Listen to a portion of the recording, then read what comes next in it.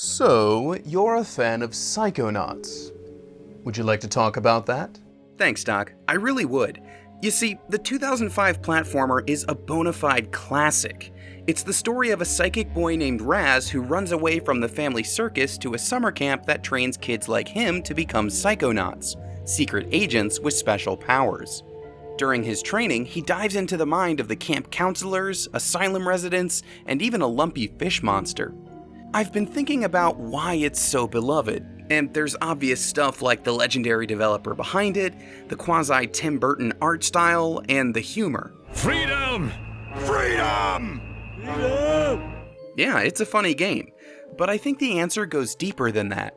And to find it, we need to get inside someone's psyche ourselves. We need to explore the mind of a Psychonauts superfan.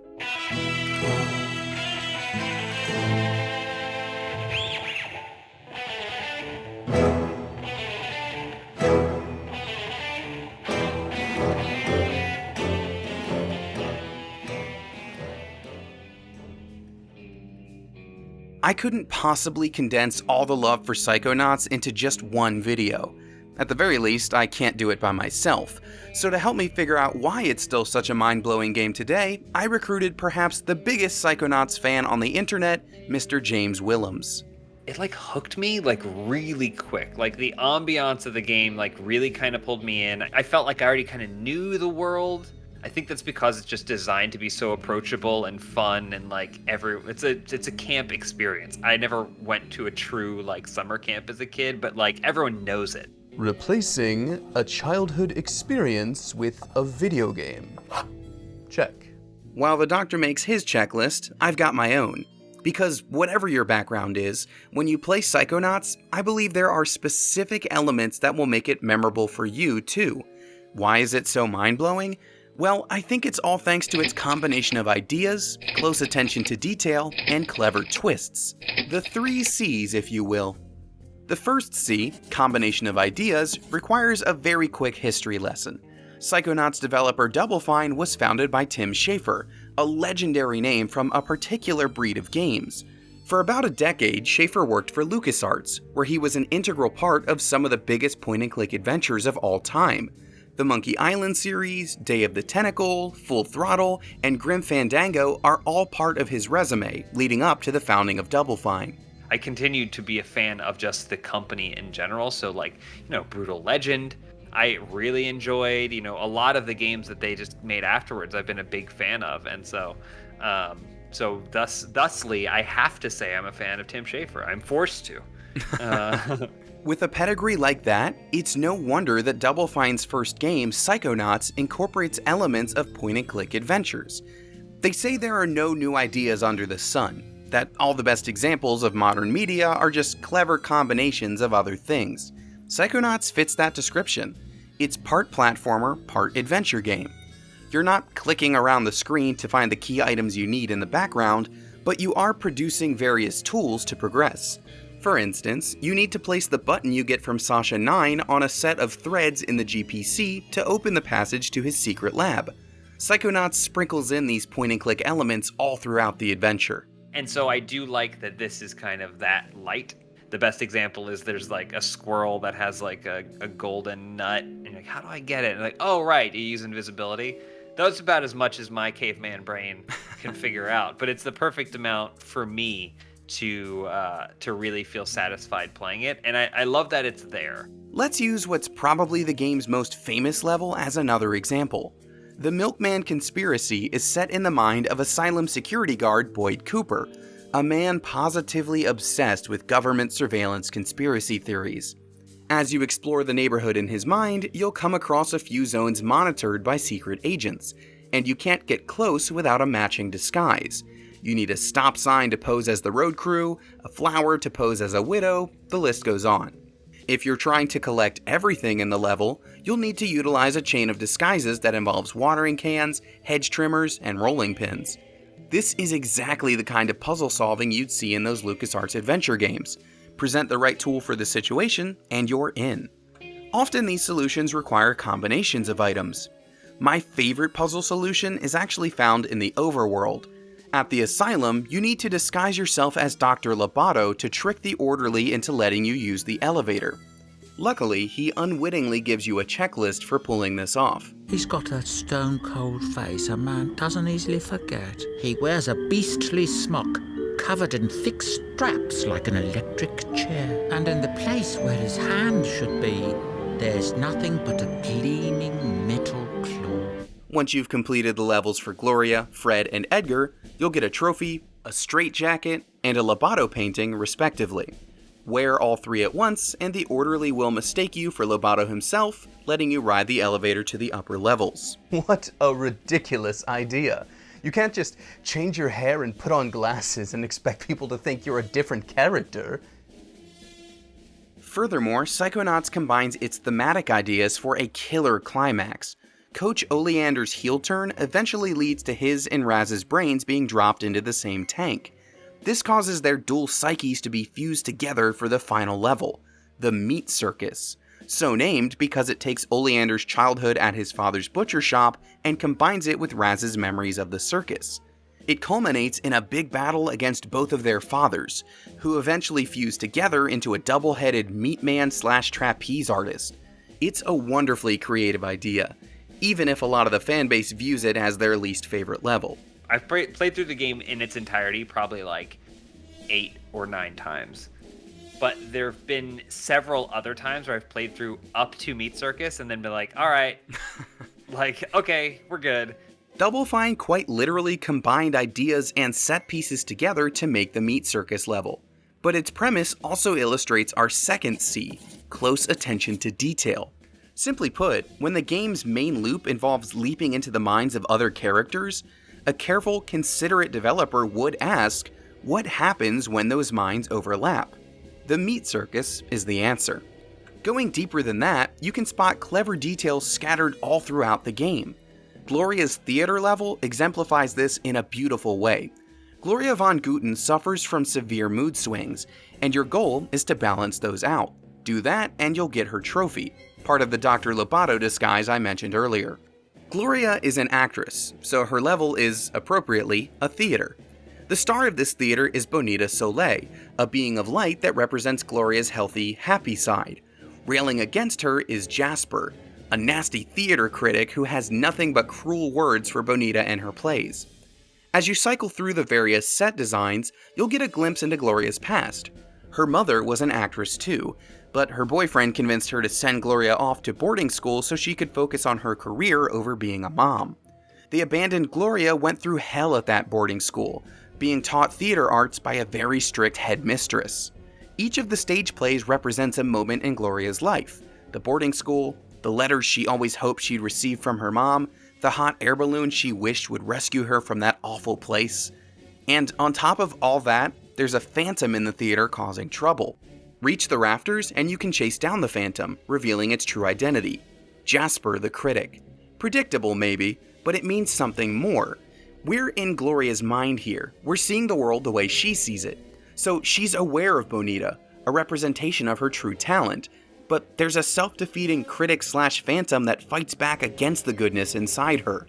When that anxiety is silenced and the light shines uninhibited, she's finally free of her self-defeating dark side. So this might be a platforming level on paper, but the intricate themes on display here help us better sympathize with Gloria as a character.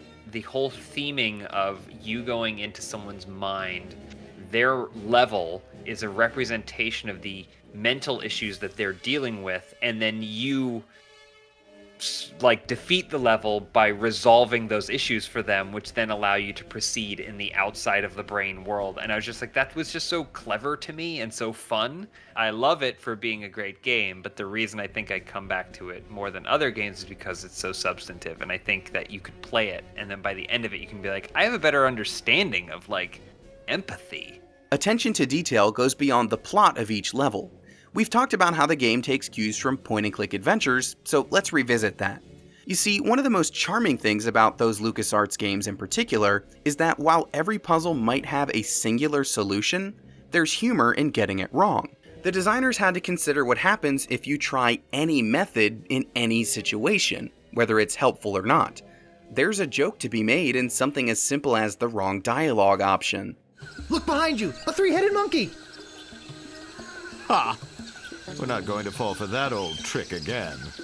Likewise, there's humor in using Psychonauts items outside of their intended use. If you're holding a crow feather, you can use your Clairvoyance power to get a bird's eye view of the area. Or you can just tickle someone with it.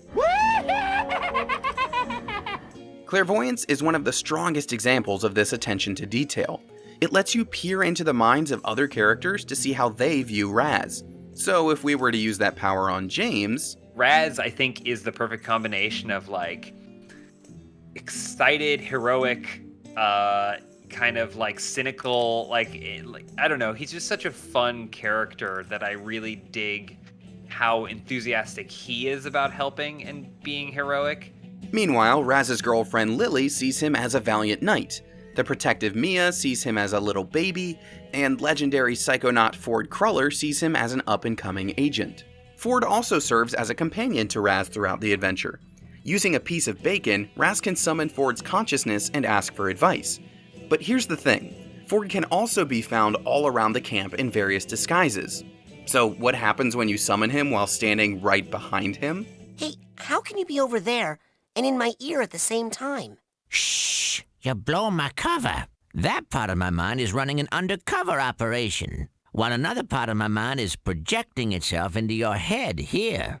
Once again, Double Fine paid close attention to those little details by asking and answering another question. This time it was, what if you summon Ford while he's nearby? I knew there was something special about that Ford Cruller character. You can see it in his eyes. Yes, there's clearly something special about Ford from the moment you first meet him. He's in disguise as a ranger, but there's definitely something hidden under the surface. I'm reminded of Ati, the janitor in Control. Sure, he's doing what some may consider a menial task, but it's really just a cover for his powerful true identity. And when those truths are revealed, well, that brings us to our third and final C, clever twists. Psychonauts is full of the unexpected, even with its basic storyline. The campers are being kidnapped so that Dr. Lobato can make them sneeze out their brains for his experiments. You've got the juxtaposition of a happy-go-lucky summer camp with a dark, twisted asylum across the lake, harkening back to the combination of ideas we talked about earlier. It's at the lake itself where we see another clever twist. There's a mutated lungfish that resides in the water. Linda, yes, the fish's name is Linda, is the one who actually kidnaps the kids. You confront her in a boss battle, and in many games, that's probably where things would stop. You've beaten the boss, hooray! But not in Psychonauts. You see, it's not just human minds you can enter, but animal minds too. Lungfishopolis. It's the point where the game really turns. Wait, hold on, I can't even use my levitation power. Like, it's like you've changed the physics of this whole game. It's all completely different, and it's just so that way we can serve what this specific level needs. And that's so I've always appreciated that transition, and then also it's just a super fun level to play. Lungfishopolis is one of my favorites too. Linda sees you as the enemy, so you enter her mind as a giant version of yourself, stomping all over the city like a schoolboy kaiju. As you Godzilla your way through the level, you'll find one of the game's many mental vaults and learn Linda's backstory. How Dr. Lobato scooped her out of the lake, experimented on her brain, and turned her into a minion to do his bidding and kidnap the kids. Furthermore, Linda sees Coach Oleander as her protector, the heroic Cochamera that you battle at the end of the level, because he works for Dr. Lobato alongside her. Another example of Double Fine's close attention to detail.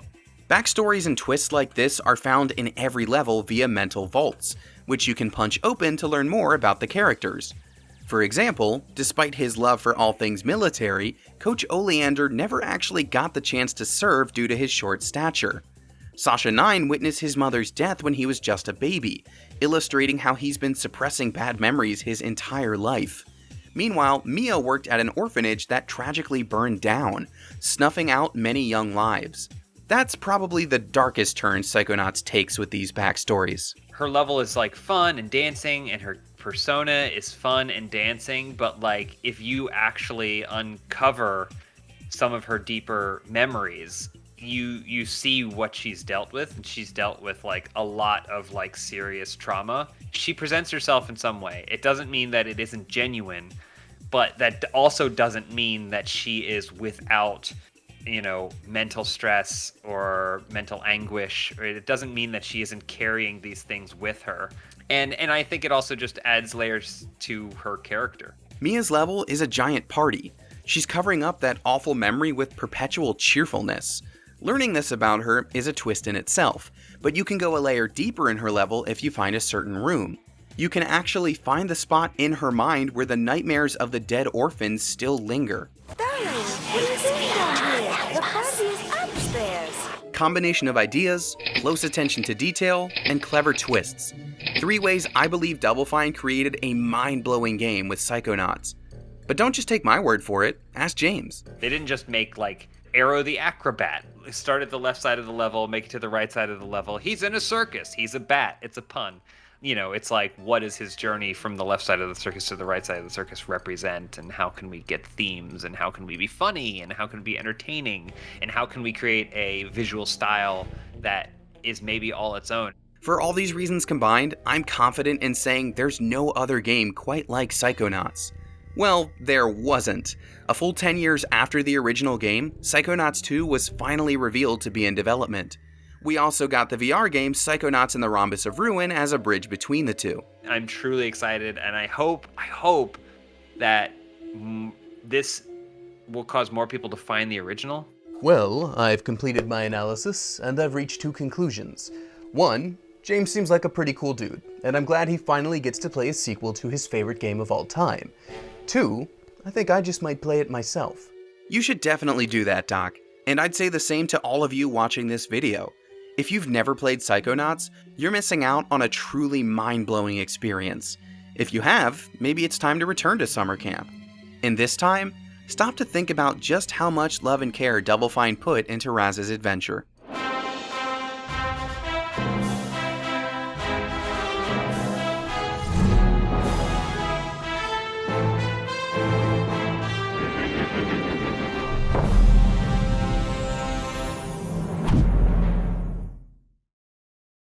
Hey, thank you so much for watching this video. If you like what Framework is doing, definitely hit that subscribe button in the middle. It would help me out an awful lot if you do. And if you want to see what we've already cooked up, you can hit that link on the far left. Thanks for watching, and I'll see you next time.